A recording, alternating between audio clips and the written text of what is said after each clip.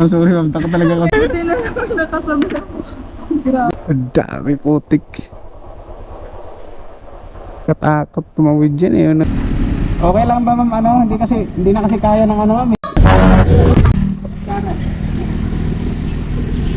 Pagkalagpas ko dyan, di ba mga...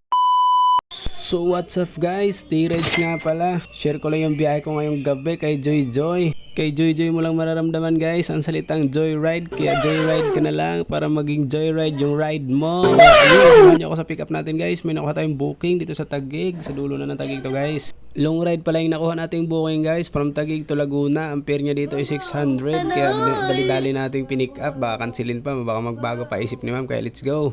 Time check pala guys, 2:30 ng madaling araw. At dito pa tumbukin natin sa Creek Drive sa Taguig sa may dulo. Papa C6 na.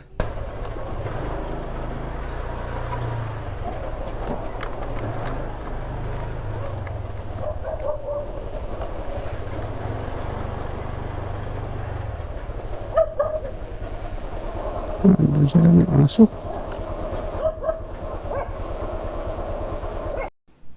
So ayun guys, pagdating natin sa pick up location, sobrang daming aso guys. Kaya kabado tayo at hindi ako tumuloy doon kasi sobrang daming aso. Nakita ko na si sir, nasa kabila lang. Sabi ko, sir, salubong na lang tayo. Daming aso, baka bulin ako. Siguro lagpas 7 aso nang nakaharang sa daan. At nagsabi nga rin pala siya sa akin na takot din siya sa aso. Hindi ko pala alam na babae pala pipick upin ko, lalaki kasi nag-book sa booking. At habang naka-stack nga pala ako dyan, tamang masidin sa paligid kasi medyo madilim yung area. At tinext ko na rin si ma'am, sabi ko kay ma'am, wait lang, paalisin natin yung aso. At hindi pa rin talaga umalis yung mga aso guys, hanggang sa may dumaan na siyang lalaki at nakisabay si ma'am kaya na-pick up ko siya. Ayaw ko na kasi maulit guys yung nangyari sa akin sa Imus. Hinabol ako ng 3 aso at sumalpok ako sa arko nila doon. Kaya bali yung telescopic, tipos at chassis ng motor ko. Kaya napagastos ako malala nung gabing yun. Madaling araw din yun. Kaya umuwi akong luhaan. Kaya ako nang maulit pag may aso. Talagang tigil na ako. Ang dami putik. Katakot tumawid dyan eh. Yung 4 na aso na habol yun eh.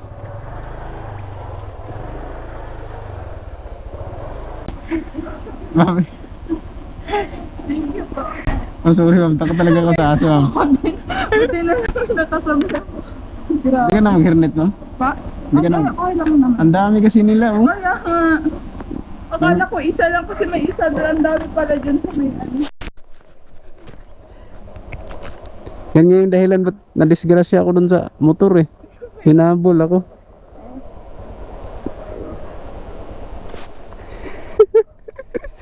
Ito mahirap talaga mag-pick up kung mga ganito dito. Oo, wala pa namang katao-tao. Maglasan ako, isa lang eh, parang magtotropa eh. Dito ba yung labas natin ma'am? Hindi ko pa. Hindi mo familiar dito? Akala ko. Sundan na lang po natin kung ano.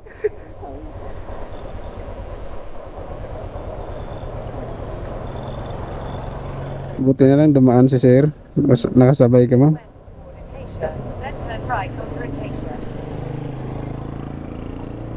Ito. At binuhay ko nga pala yung navigation ko dyan kasi hindi ko alam yung pa-exit.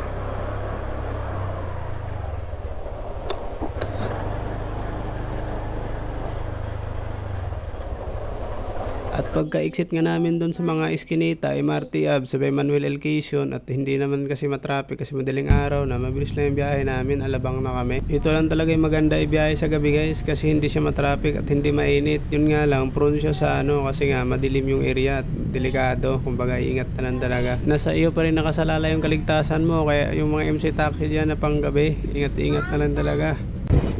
At dahil takbong pugi nga lang ako, ang bilis lang namin nakarating, binya na kami agad. At dito na nga guys, pagkalagpas namin sa stoplight na to, pagkanan ko sa may Jollibee, nadali yung gulong ko, natusok, kaya medyo malaki yung butas at hindi na kinaya ng sealant na pinunta ko sa vulcanizing shop. Kaya ang ginawa ko, binalikan ko yung CIS ko at sinabihan ko siya na ma'am.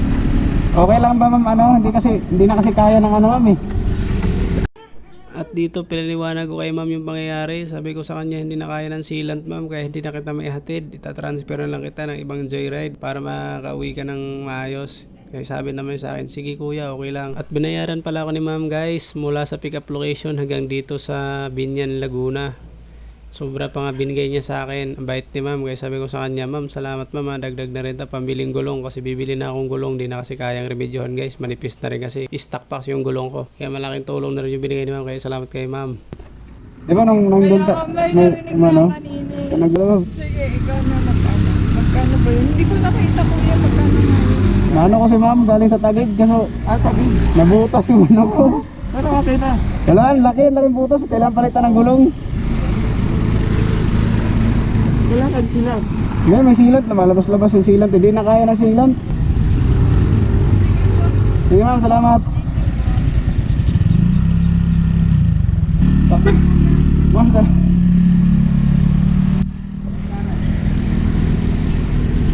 pagkalagpas ko dyan, di ba mga matalas-talas yung ano dyan, simento.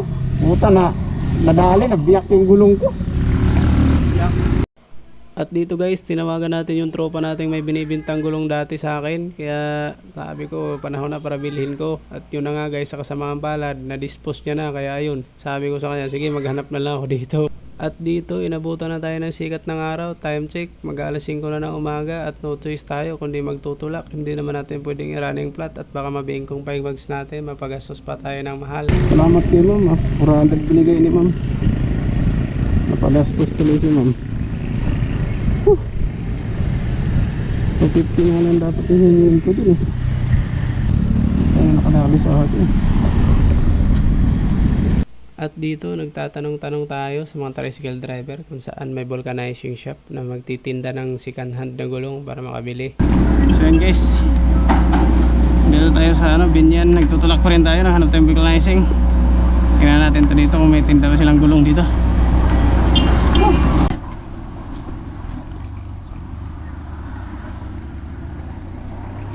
May ano kayo dito boss? Tindang gulong ng mga second hand?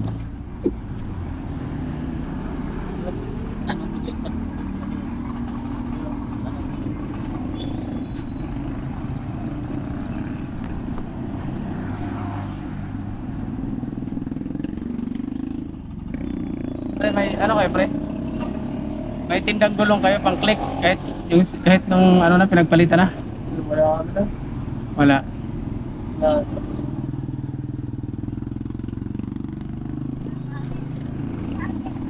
At dito wala rin silang tinda. Ito yung pangalawang pinagtanungan natin na vulcanizing shop. Wala pa rin silang tindang second hand na gulong. Kaya no choice, tulak ulit tayo papuntang bayan ng Binyan. Baka may makita tayo doon. At dito lang guys, update ko pala kayo. Nakabili pala ako ng second hand na gulong. Tigpa 400, makapal pa. Kaya okay pa. Siguro abutin pa isang taon to. At hindi ko na pala na-record kasi nalubat na yung camera ko. Kaya hanggang dito na lang guys. See you sa next video natin. Kaya follow my page. Oh ha.